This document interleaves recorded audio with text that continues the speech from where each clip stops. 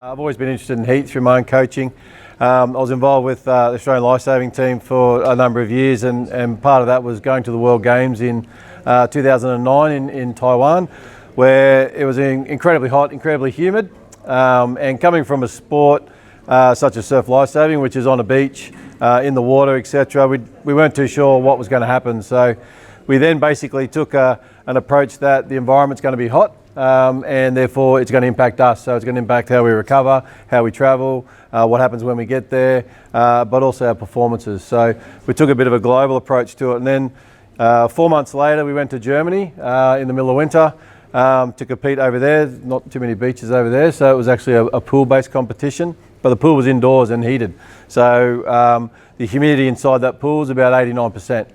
So automatically we had issues around that. The guys were competing in beautiful water, crystal clear, nice and cool, etc. But in between races, we were sitting at 89% humidity and around about 28, 29 degrees.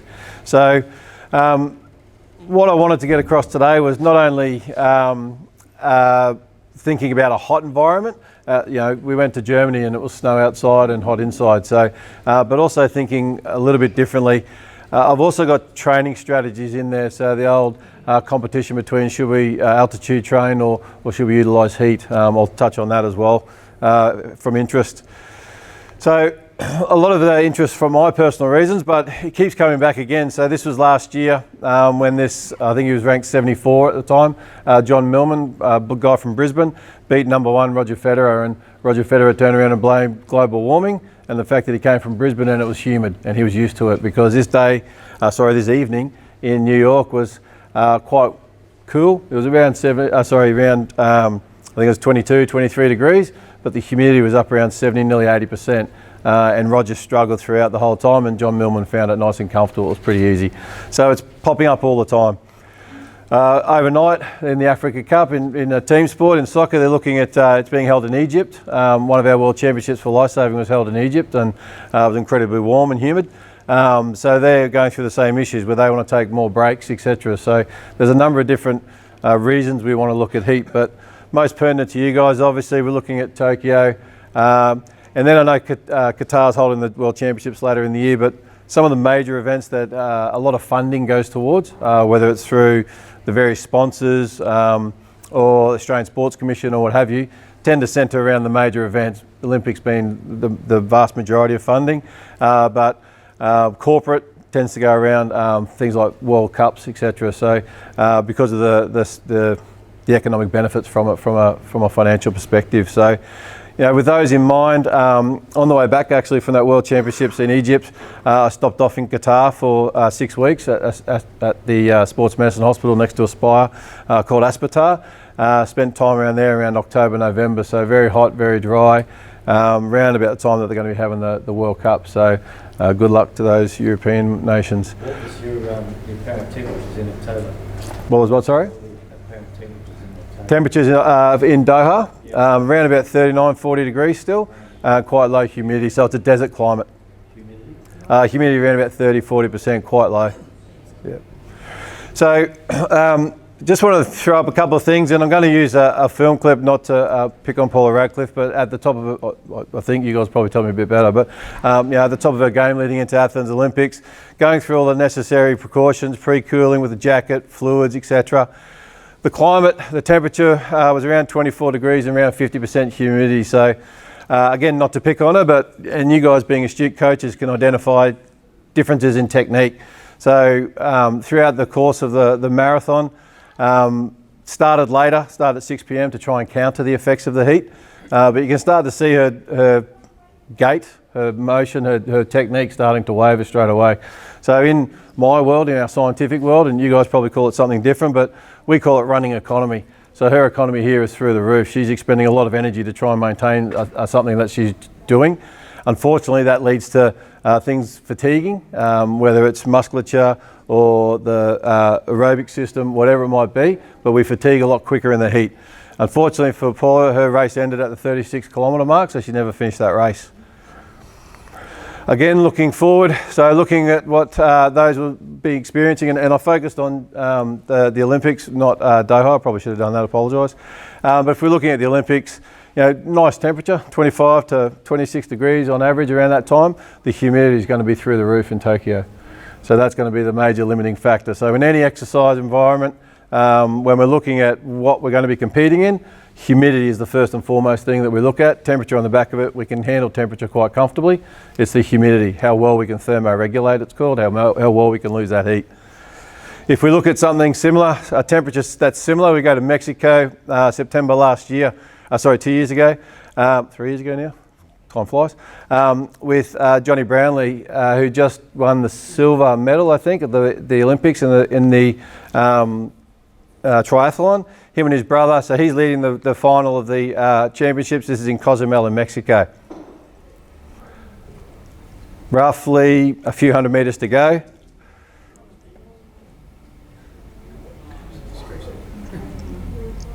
It is quite distressing. So it gets a lot worse. The things that I only really want you to take from this is obviously how quickly and it can change, but who it can impact.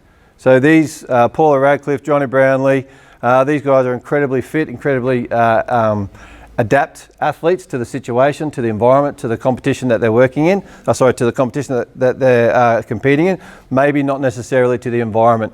As a result of this, Johnny Brownlee turned his conservatory in his house into a heat chamber, so that whenever he has to race somewhere, he can go through the heat and do the training necessary for it.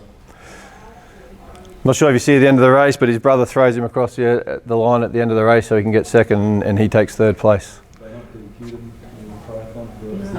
No, not. Yeah, no. Yeah. No, that's.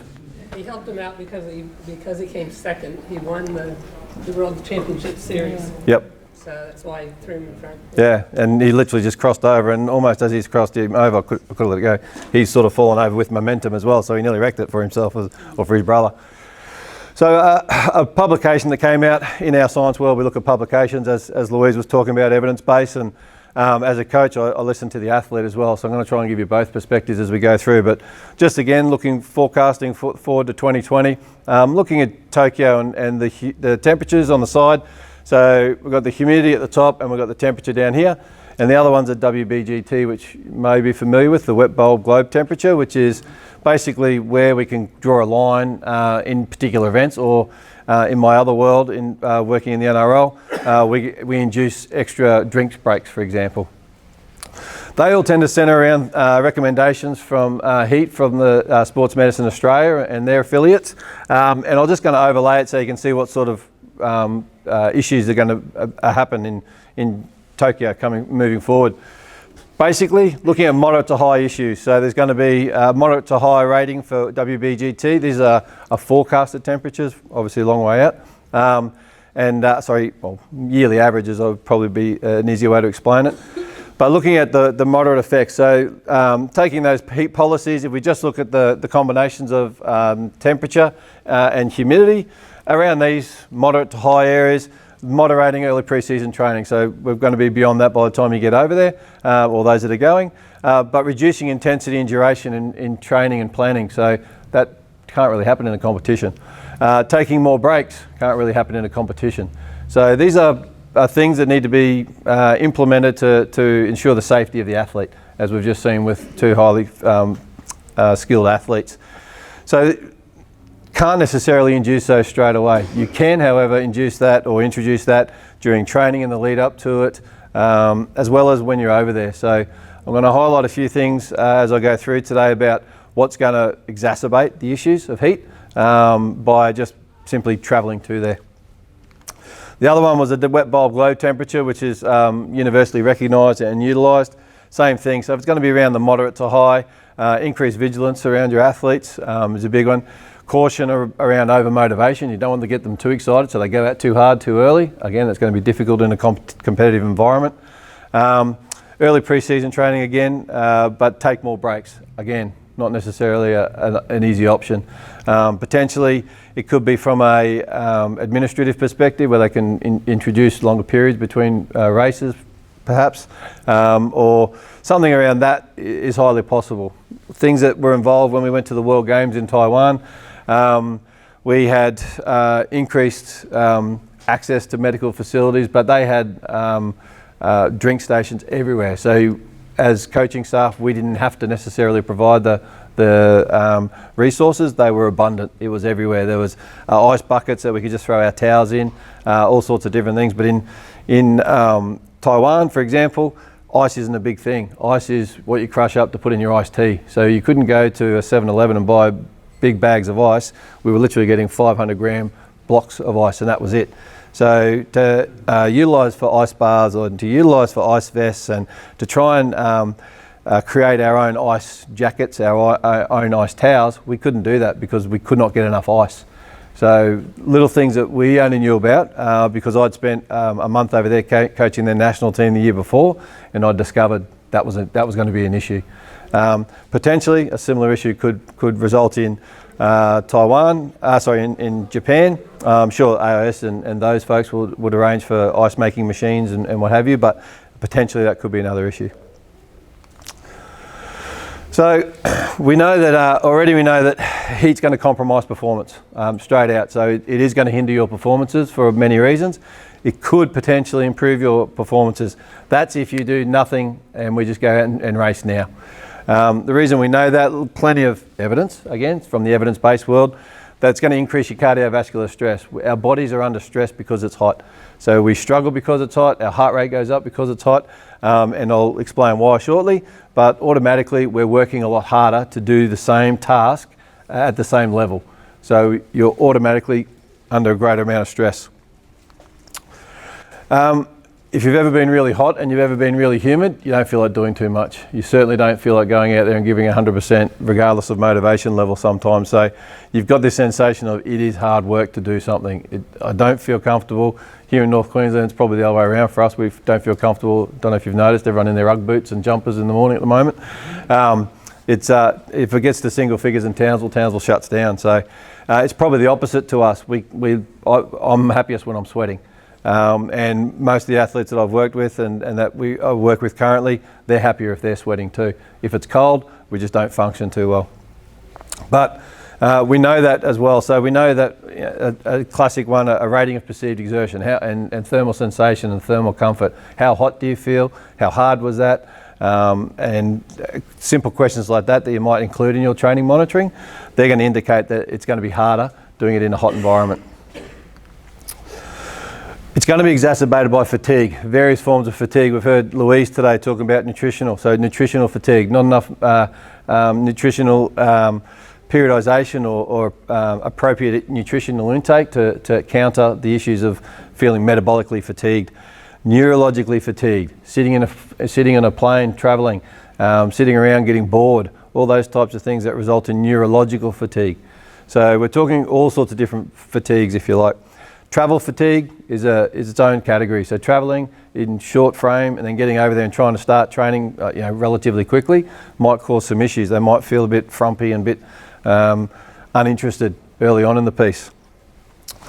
Psychologically, being stressed, and we heard Peter talking about athletes that are stressed the night before as well. Taking that into account, they're going to be neurologically fatigued. So therefore that's going to impact on how well they handle the stress, the heat stress. Heat stress is governed by the brain, the hypothalamus. So if it's fatigued in any way, everything's impaired straight away.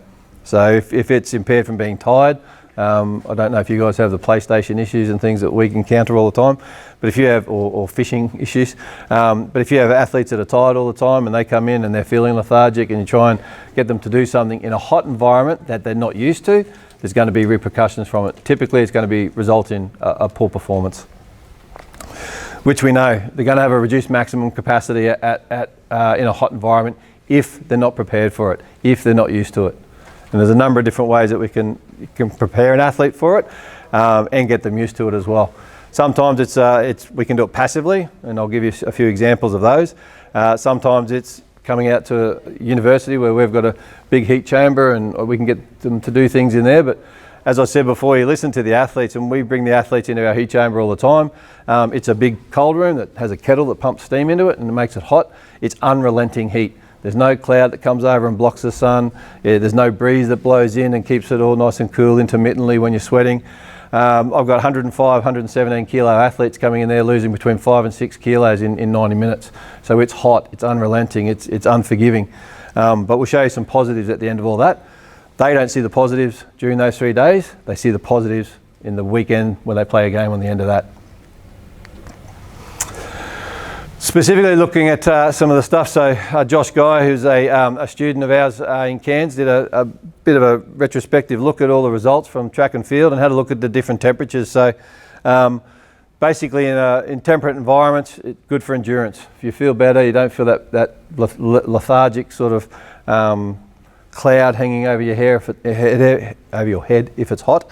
But what they did find was in the hotter conditions, the sprint events, as they termed it, less than 200 metres. I'm not sure if that's the same as your terminology, but they termed the less than 200 metres one events, you had faster performances. Potentially, neurologically, you're warmed up, musculature's warmed up, good blood flow through the muscles, ready to go. So enhanced warm-up perhaps, something as simple. So for those shorter times, probably a good thing. But the longer distances, not so good. You can see. Only the dry heat? So this was in all competitions. So it would have been a mixture of everything. So they did categorise the different heats. This was just a summation, their figure, so we had a look at it. So it would be, if it's a dry heat, it would be a high temperature dry heat or a low temperature high humidity heat, which we just termed tropical heat. So one of the things I wanted to point out was just, and not knowing who was going to be here today, etc., just what this week's going to be like for us. So it's freezing, it's 14 degrees. Our humidity is going to be around the 50 to 70%, so over the next week, which is, for a lot of people, this is fantastic. This is winter for us. I just picked some random places throughout Oceania to have a look at what they might be experiencing around the same time. Some of them is quite similar, which is awesome. So they're going to come in here and it's going to be like running around at home. Others, it's going to be coming here and it's going to be, this is hot. So in a really simple, everyone roughly at the same period of their training and competition cycle, all preparing for 90-something days time for Doha, for example, coming from different environments. The thing that's going to that could dictate our 800 on Thursday, for example, the thing that could dictate that is simply who's going to handle that better. So these are the situations that you, being a summer sport, that you're going to be placed in all the time. As I said before, triathlon's typically done in a summer environment. Our guys always compete in a summer environment. The tennis players always compete in a summer environment. So they're used to competing in a summer environment. And when I say summer environment, it's sunny, temperature's warm, and the humidity's there somewhere. So it's highly variable. What I'm trying to show here is that, at a competition like this, you're going to have people that are used to this and you're going to have people that aren't used to it. Get to Olympics, similar situation. Get to Doha, it's going to be exactly the same as well. So, bit of a reason as to why we're going to talk about it, or why I wanted to have a chat about it, but I'm also going to go into some of the strategies that you can actually do to deal with it. So some of them are really quite easy, some of them are a bit more complex. I'm going to try and introduce them to you from a science evidence perspective and go, look, pretty picture, this says this, but I'm going to give it to you from an athlete's perspective about why it may or may not work. Then that way you can take it home, and if you want to incorporate it, it's up to you. The first one I've just termed preparatory, so it's getting them ready before you get going. So acclimation is what we call artificial. So there's a number of different ways that we can artificially get people used to the heat.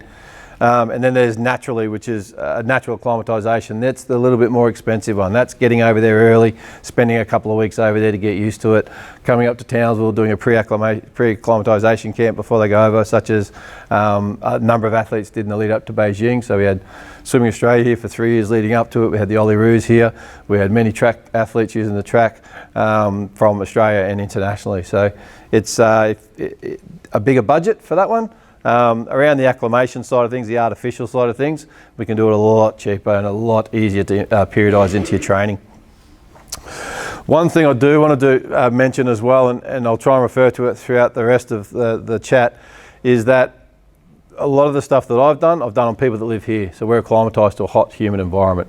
So when we've done things and we've seen improvements, I'm utilising people that are already acclimatised. So if they're not acclimatised, theoretically, improvements are going to be a lot better. Okay, so, and the other reason I wanted to mention that was, if you think back to those temperatures that I was showing, there's a lot of people, areas around Oceania that's roughly the same temperature, tropical environment, people are used to it. So we're looking at something similar.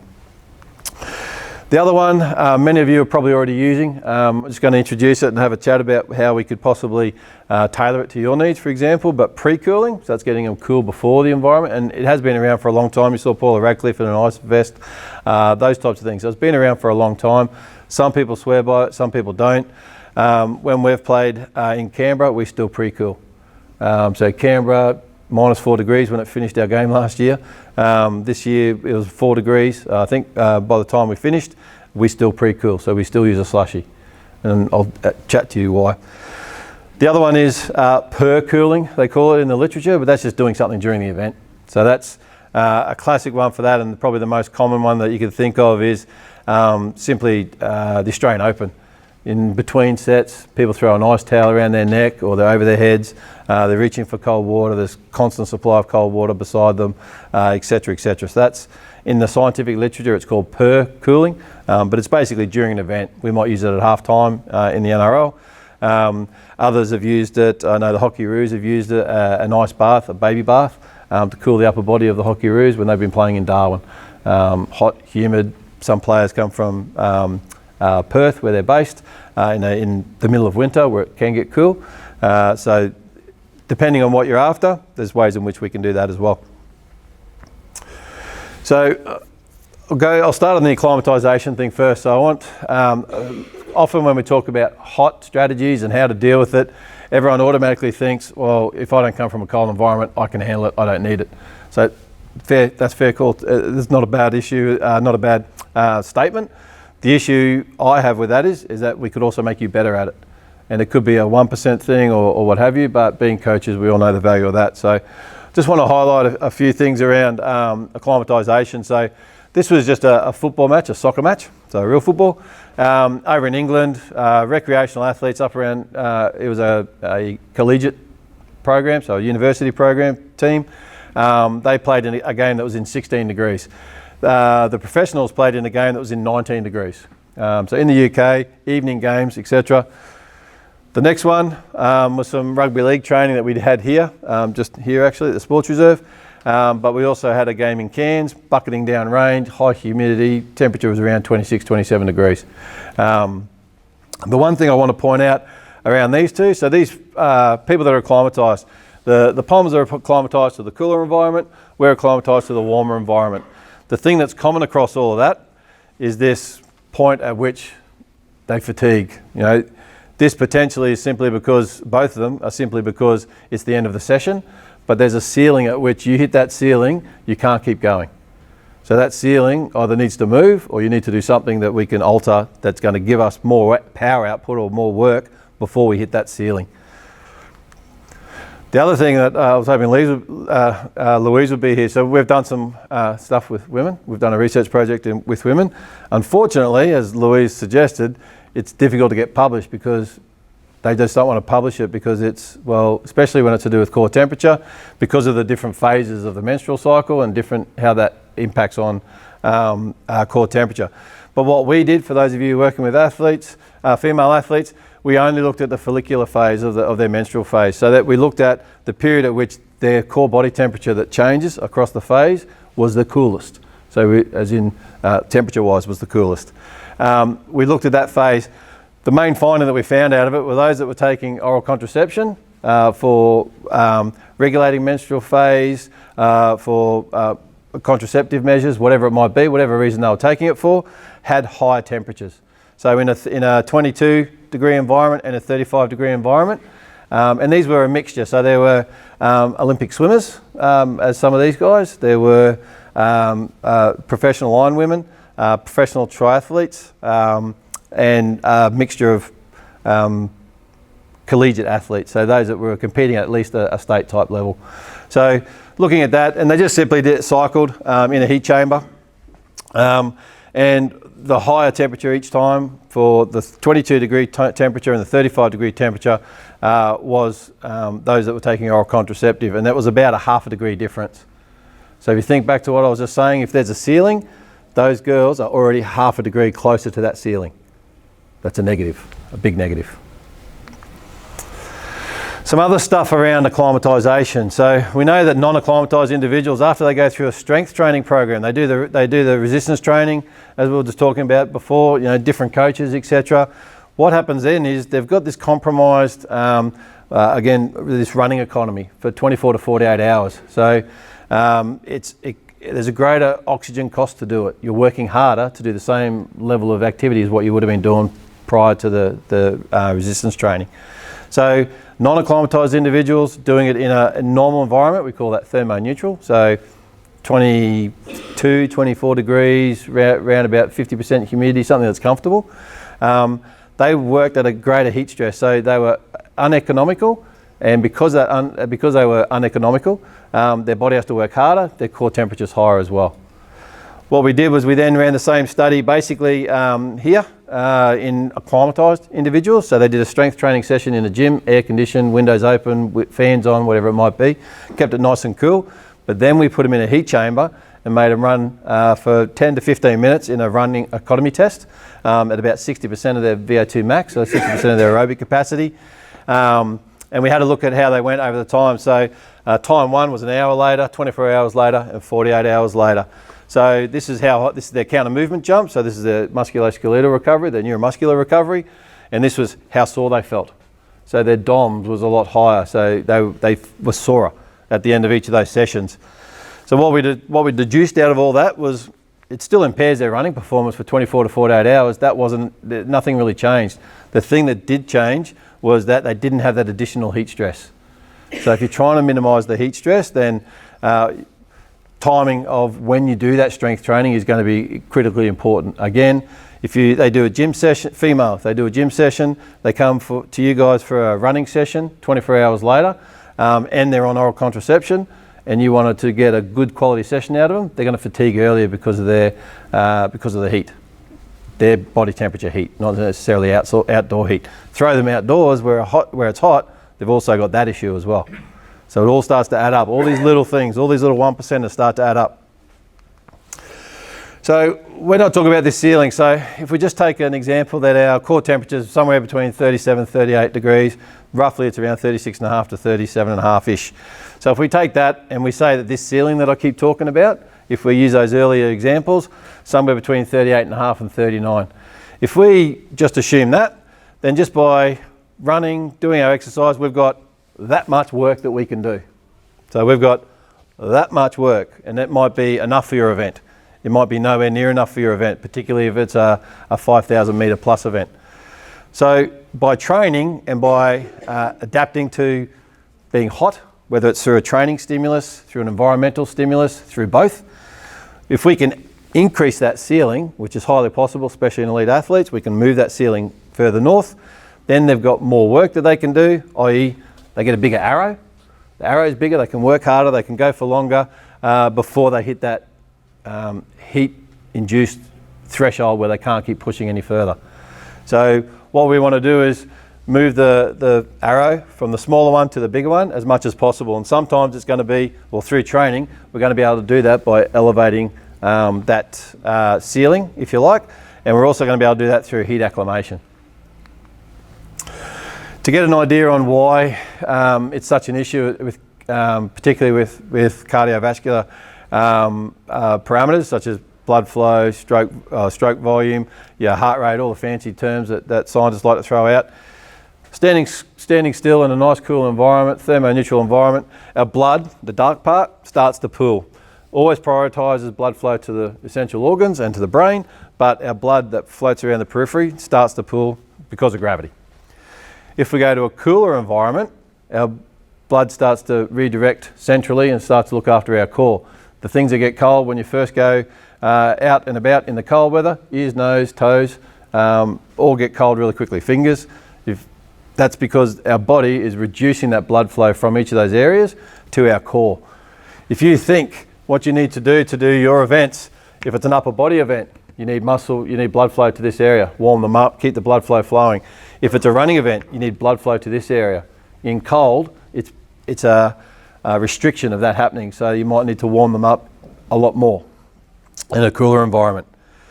In the hot environment, the blood starts to get redirected, so it's pumped around the body as per normal, But as we start to get too hot, we turn red. So our face goes red, our backs go red, our musculature goes red. That's the blood flow being pumped to the skin so that we can lose that heat. So straight away we've got this, and I've just termed it a competition. There's a competition between the blood flow that we need to go to the muscles to make things happen, especially in endurance events, and there's a redirection of blood flow that results in this competition to the skin to help lose the heat. The hotter it is, the greater the skin blood flow, the more red someone is. The less blood that's getting pumped to the muscles, again, another reason to start fatiguing the person. So the blood temperature is a big issue. If the blood temperature gets hot, it's going to start redirecting it to the skin, and you guys can see that. You don't have to have a thermometer, you don't have to have any fancy equipment. If they're really, really red, then that's them trying to lose a lot of heat. I'm going to put these scientific terms up, but I'm going to try and relate that back to what you might be able to observe or what you might notice. So this increase in plasma volume, we've got a bigger blood volume. If we can get more blood, then that competition where it separates the blood for the skin and the blood for the muscles isn't going to impact us as much. Again, that comes from hydration. So if they're well hydrated, that's awesome. But if we can do it with hydration, and if we can change our plasma volume, there's heaps of ways you can do it. There's blood doping. Don't do that one, obviously. But there's other ways in which we can do it, like your altitude and your heat. So I'll show you the difference between altitude and heat very simplistically in a minute. So obviously we want to change this plasma volume. We want to make it bigger. So if there is that competition between the skin and the muscle, it's not going to impact us. Because what that will do is that'll help our heart not have to work as hard. So it'll reduce our heart rate. So we're not working at 100 miles an hour already. So elevated heart rate as a result of illness, etc., that a lot of coaches monitor first thing in the morning. It's going to be elevated in the heat already. So already they're under the weather, if you like, because of the weather. So because of that, increasing the plasma volume is going to help alleviate that. So they're not going to be under as much cardiovascular stress. They're not going to be as fatigued as they might be.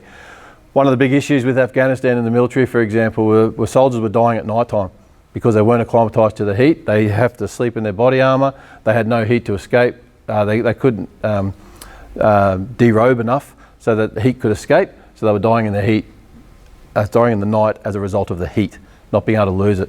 So that's obviously an extreme event, but if you think to your athletes, not everywhere has great air conditioning, not everywhere has great airflow and accommodation. Marshalling areas is one that we've come across a number of times. You go into a marshalling area, I think is it a call room? Is that right, call room?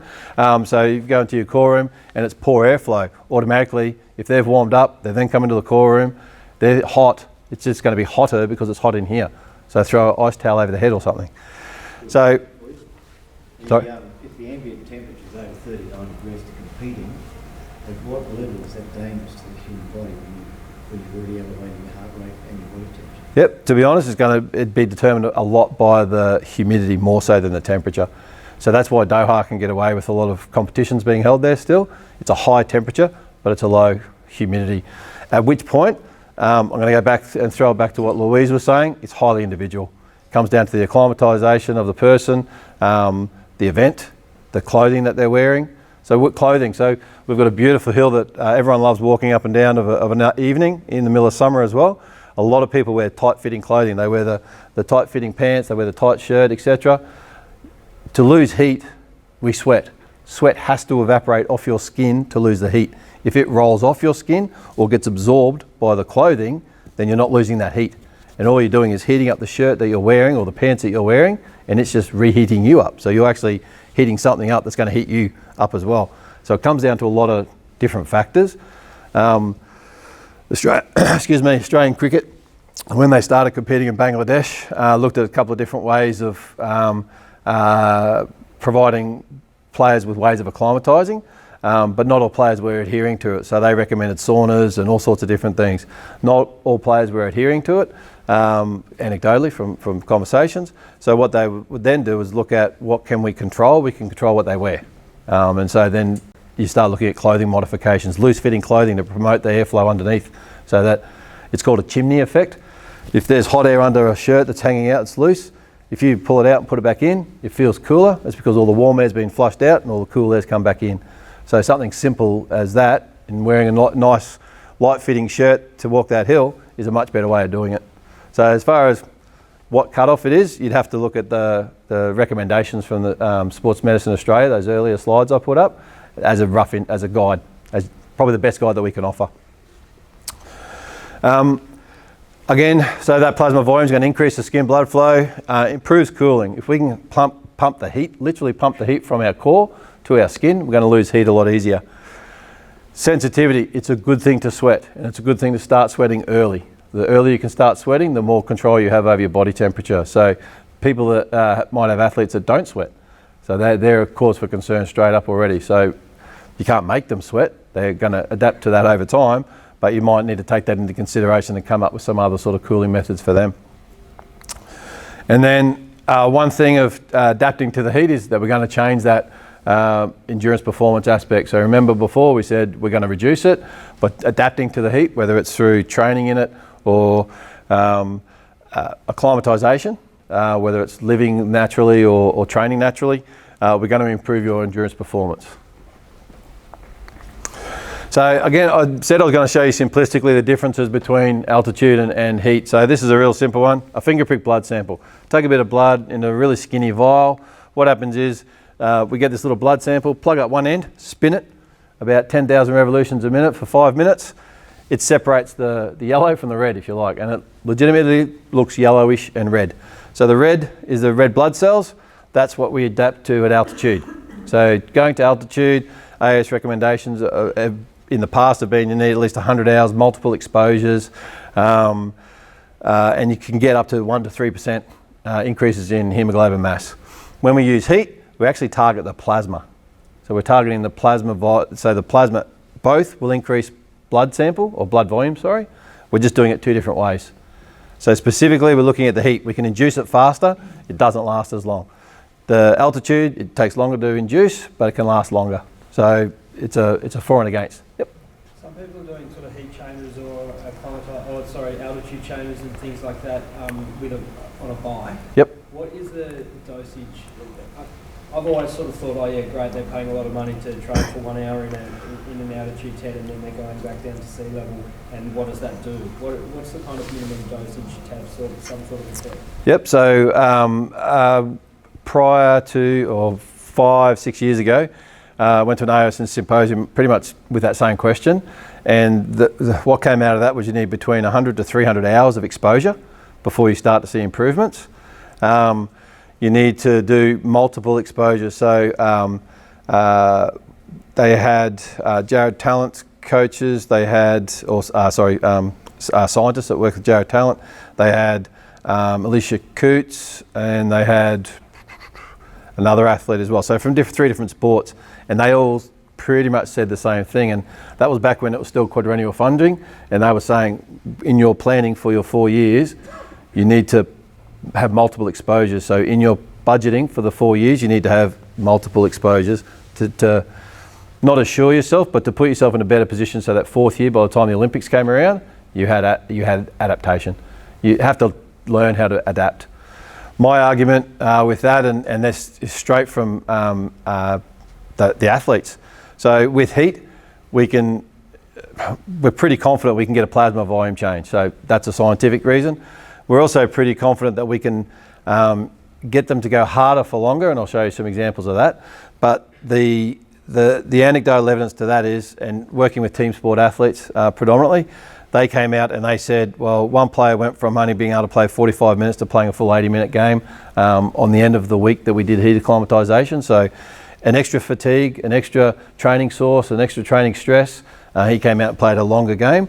From that point on, whether it was cognitively or whatever reason, he just went, I'd play 80 minutes the whole time, and then went on to gain an NRL contract. So again, it comes down to look good, feel good, go good for most athletes. You know, that's one of the adages that we've used with athletes a lot. And belief. So they believed that they were going for longer. And a couple of things that we showed them there where I was telling them, you should be able, this is what it's doing, and same chat I'm having to you. If we can increase your plasma volume, it's going to make it less hard to do things. But some of the other ones that I was able to show them, I'll show you. But the way that I do it, I take them to a temperature, and I keep them at that temperature. So on the first day, it might take 20 minutes to get there. On the third day that we do it, it takes 40 minutes to get there. The athlete straight away says, well, 2 days ago, it took me 20 minutes and I heated up. Today, it's taken me 40 minutes and I got to the same point and I'm buggered because of the protocol. So they start to buy into it because of that reason. And I never thought of that at all. Is that a problem then if you train for hot weather competition and you do training at altitude?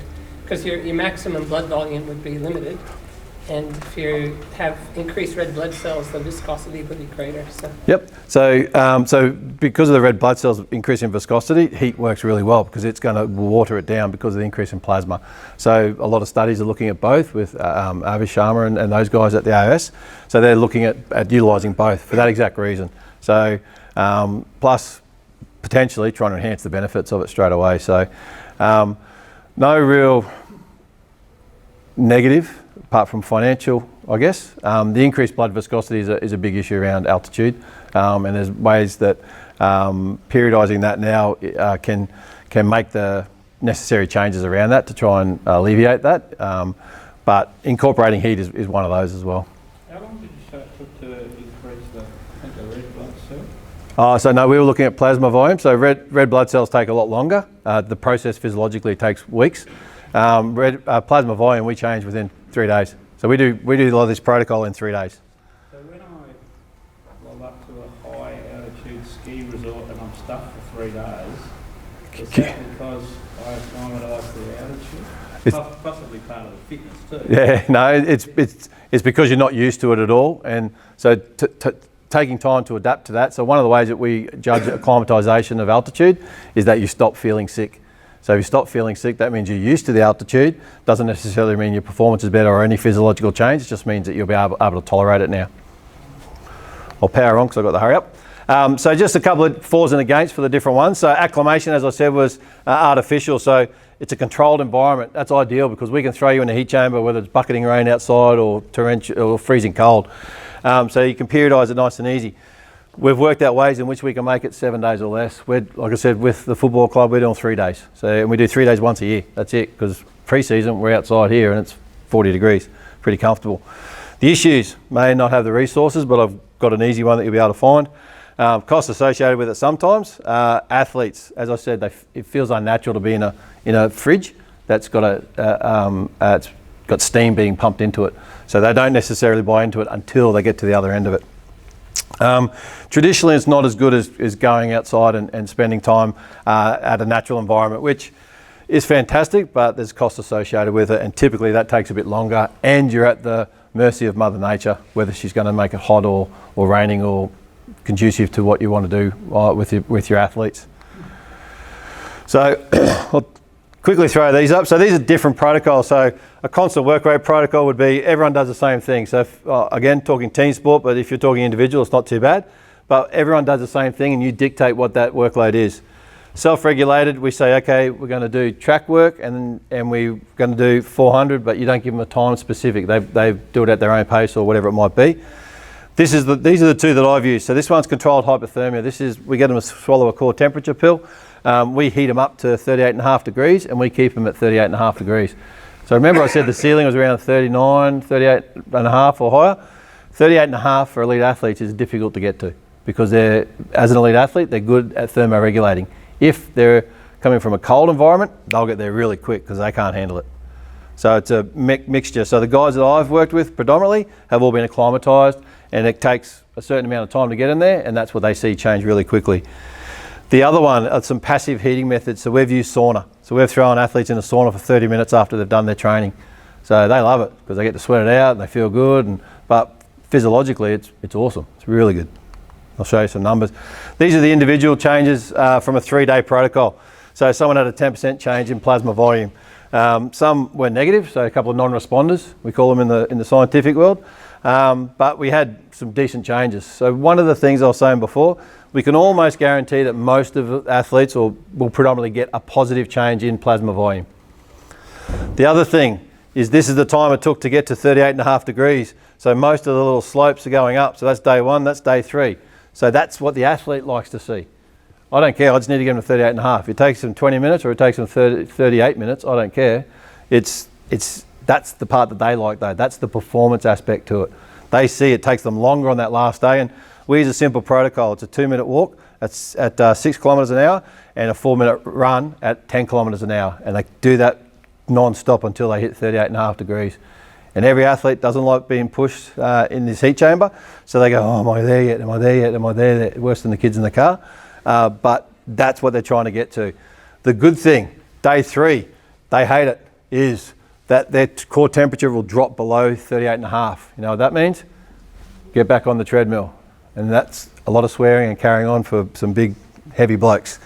So that's the controlled hypothermia protocol. That's controlling how hot they get. This is 2 different breakdowns, or a couple of different breakdowns. So this is pre-season, where we did it just outside here for the most part. So we had some changes after a 2-week break at Christmas. So as quick as it comes on, it can quickly disappear. It will disappear with no training. If you train, it's easier to maintain. As you can see through January and February, we were able to maintain it quite comfortably. So we induced it really quickly, hotter months. We induced it really quickly, but they were able to maintain it.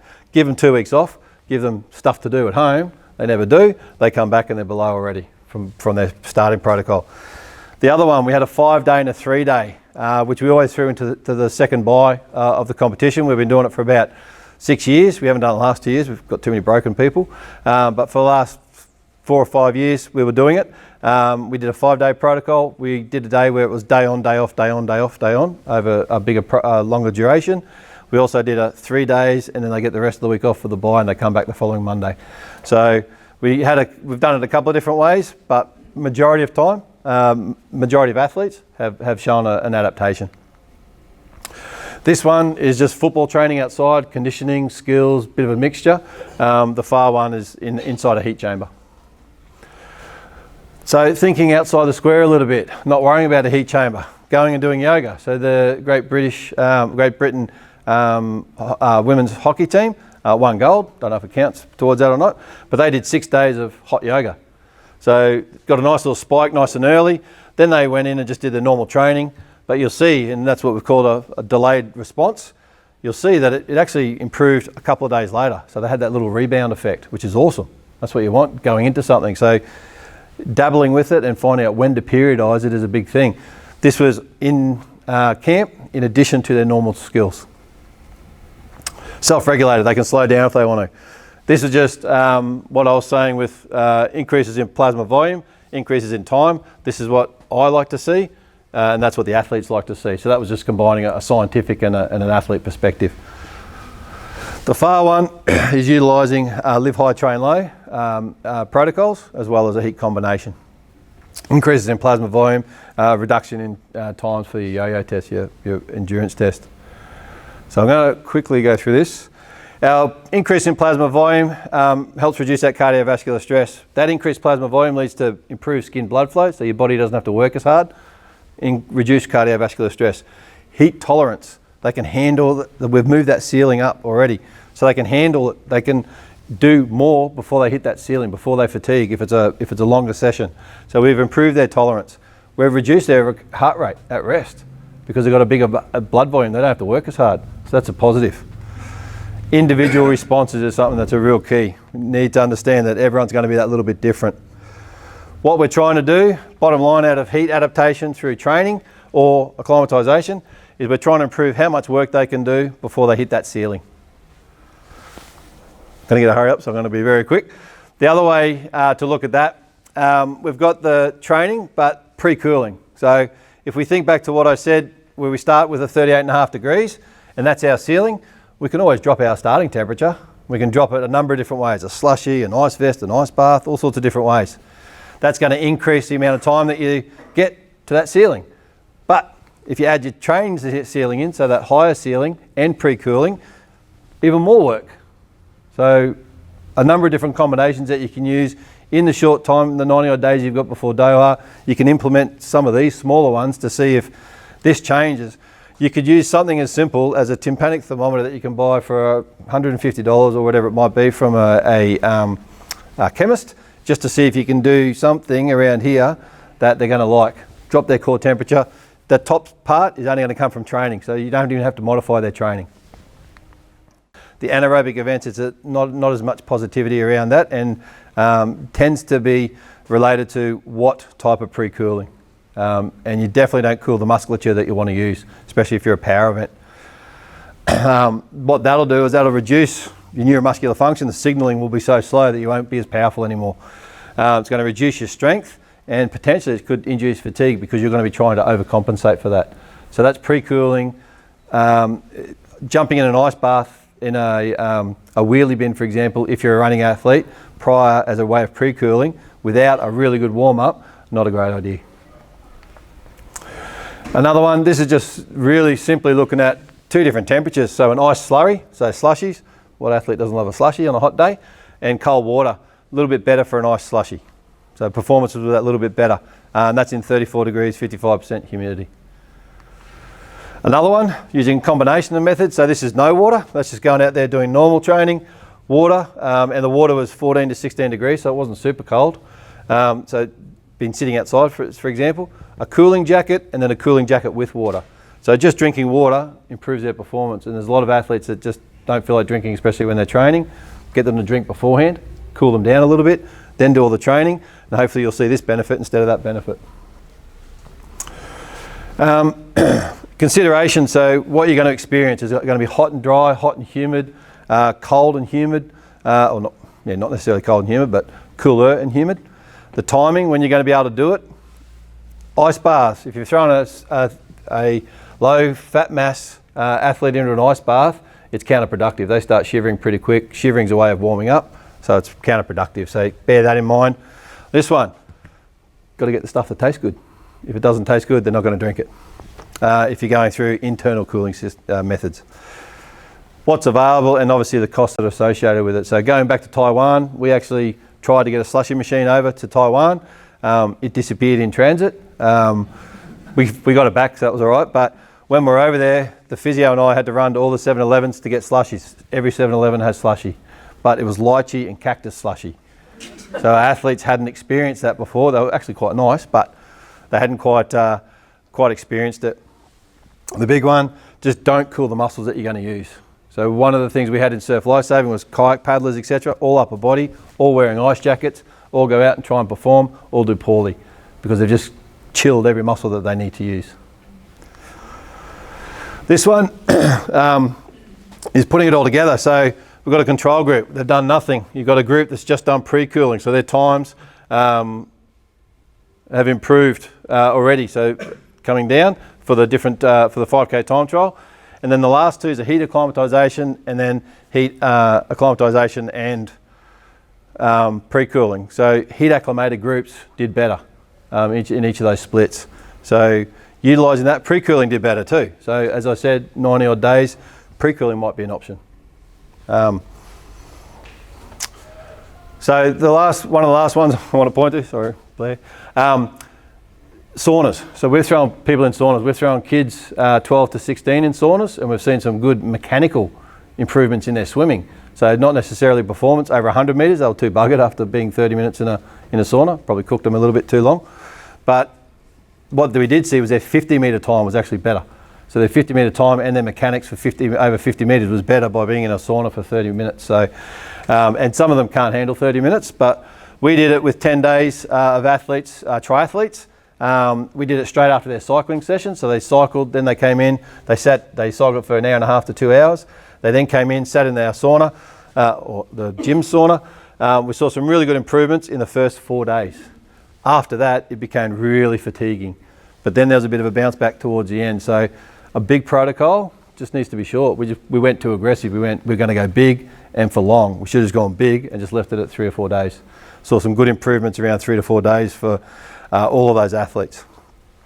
So that's a passive heating stress that can be easily accommodated. You just got to find a sauna. So you can throw them straight in a sauna after a training session. After a training session, because core temp's already up.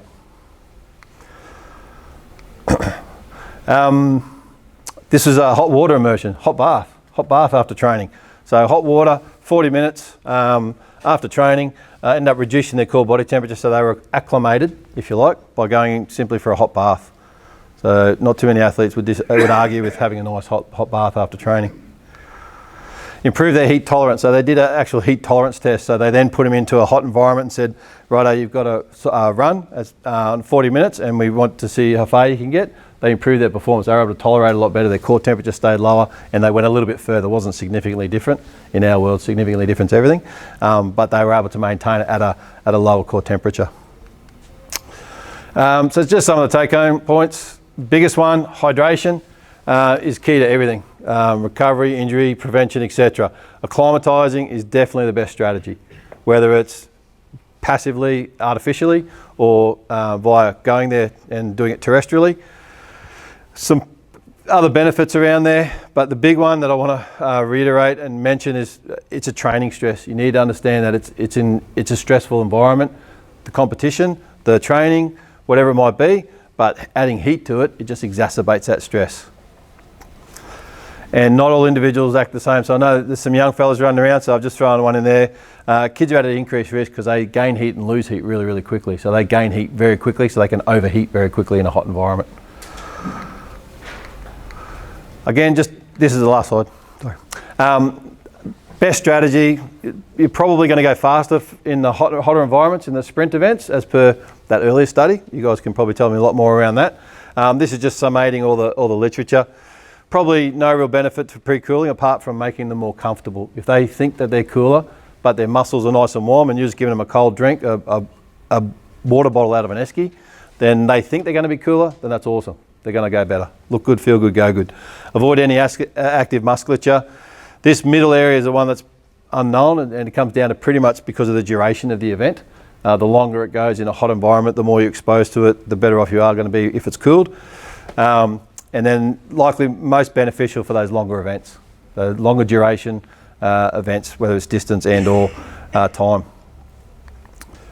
Thank you. Sorry about that. Went over time. Thank you.